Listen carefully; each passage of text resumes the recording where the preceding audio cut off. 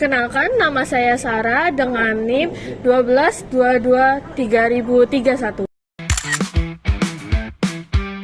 Perkenalkan, nama saya Nabil Sada Amerie dengan NIM 12223036. Perkenalkan, nama saya Rosaidina Syafira dengan NIM 12223091. Perkenalkan, nama saya Muhammad Iqbal Rahman dengan NIM 12223063.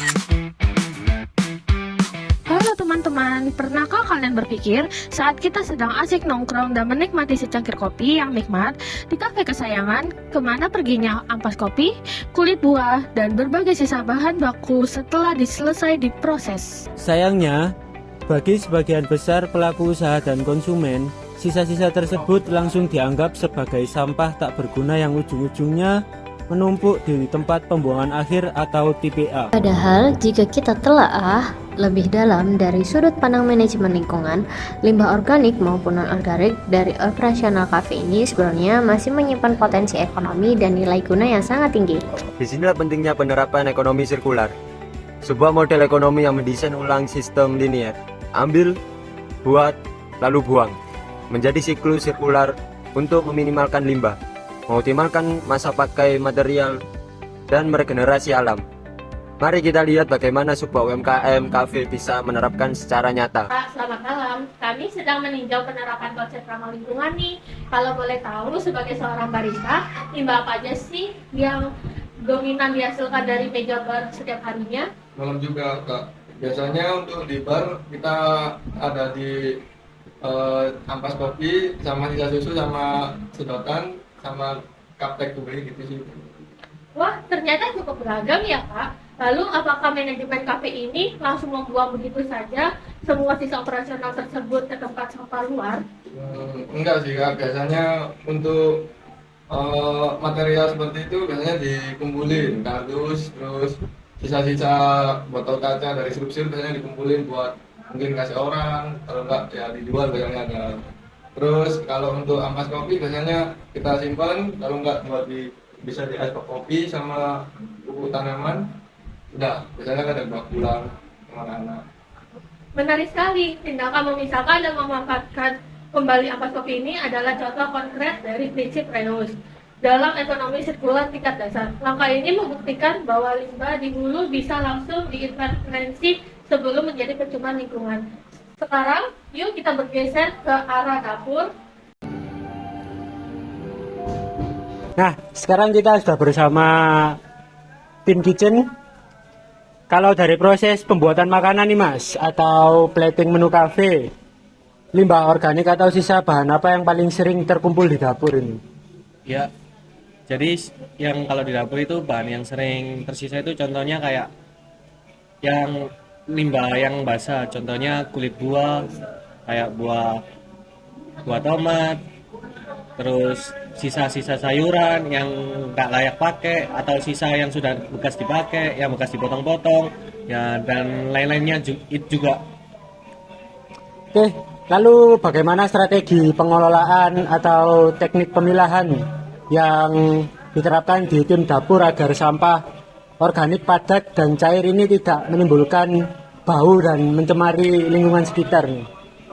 Jadi kami sebagai kitchen menerapkan sistem sorting yang ketat sejak awal proses. Jadi kita kasih tempat sendiri-sendiri kayak gitu. Jadi bisa dipisahkan mana sampah yang organik sama mana yang sampah nggak organik. Terus kami kumpulkan untuk diolah bersama menjadi pupuk kompos sih, kayak gitu. Jadi luar biasa, pemisahan di area dapur ini sangat krusial. Dengan mengolah kulit buah menjadi kompos atau ekoenzim, kafe ini berhasil menutup siklus biologis. Artinya nutrisi di alam dikembalikan lagi hingga volume sampah yang dibuang ke lingkungan luar berkurang secara signifikan. Secara teori akuntansi dan operasional, dengan mengurangi limbah dari sumbernya, kafe bisa menekankan biaya pengelolaan sampah. Bahkan pengelolaan produk sampingan seperti kompos jadi potensi sebagai new revenue system atau sumber pendapatan baru jika dikemas dengan baik. Lalu untuk hal ini bukan hanya soal angka, di laporan keuangan. Keuntungan non-finansial juga besar. Kafe yang menerapkan konsep eco-friendly otomatis akan mendapatkan green branding yang kuat dan citra yang lebih positif di mata publik. Nah, tepat sekali di era seperti ini, seperti generasi muda Gen Z, cenderung lebih royal dan loyal pada bisnis yang memiliki kepedulian sosial dan juga lingkungan. Jadi, langkah sirkular ekonomi secara langsung meningkatkan kepercayaan, juga resistensi pelanggan, dan juga daya saing jangka panjang untuk usaha tersebut. Melihat semua manfaat tadi, kita bisa memulai transisi menuju ekonomi sirkular. Sebenarnya untuk memulai ekonomi sirkular itu sangat mudah tanpa harus menggunakan teknologi yang mahal. Kita bisa memulai dengan disiplin memisahkan antara sampah plastik dengan sampah yang organik.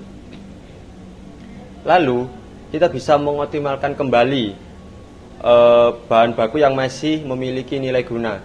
Kita bisa berkreasi dengan bahan-bahan tadi dan kita memilih bahan-bahan tadi yang masih memiliki nilai atau harga yang dijual. Dan kita harus mengurangi penggunaan bahan plastik atau kita mengurangi bahan plastik yang cuma memiliki satu kali penggunaan atau single use, dengan beralih ke material yang lebih tahan lama atau mudah terurai secara alami. Ingat, konsep ekonomi sirkular yang hebat ini bukan hanya monopoli milik perusahaan-perusahaan besar dengan modal raksasa. Pelaku UMKM di sekitar punya peluang dan peran untuk menerapkannya. Semua perubahan besar industri dan kelestarian bumi selalu diawali dari langkah-langkah kecil yang konsisten dan komitmen. Jadi, tunggu apa lagi? Mari kita dukung dan bangun ekosistem yang lebih hijau dan bertanggung jawab. Mari wujudkan UMKM yang lebih hemat, Lebih berkelanjutan. Lebih peduli lingkungan. melalui ekonomi sirkular. Sampai jumpa. Nikmati sementara yang